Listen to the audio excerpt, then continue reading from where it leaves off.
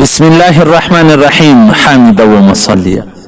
محترمینو، یو محترم ورور دا پوښتنه کړې ده چې موږ د پلار سره ګډ وسیږو، پیسې هر څه مې د پلار دي، اختیارات مې د پلار دي، صرف موږ په د پلار په پیسو کاروبار کوو، دکانونه کوو.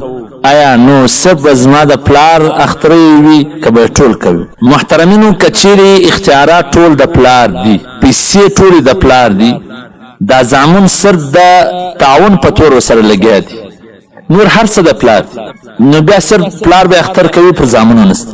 او که چیرې اختیارات ټول د زامن دي او ګټه هم ټول زامنو کړې، د پلار ګسې د پلار د طرف څخه ګس ورکول سوي نه دي، ټول زامنو ګټلي دي، په خپل لاس یې ګټلي دي، په خپل نوکرۍ په خوارۍ یې ګټلي دي، نو بیا چې هر یو نصاب ته رسېدلی وي هغه یو به اخترۍ کوي. په حواله سره د مرقات المفاتح جلد نمبر 6 صفحه نمبر 14، دغه رنګه فتاوا هندیه جلد نمبر 2 صفحه نمبر 390، کتاب نوازل جلد نمبر 14 صفحه نمبر 494. والسلام.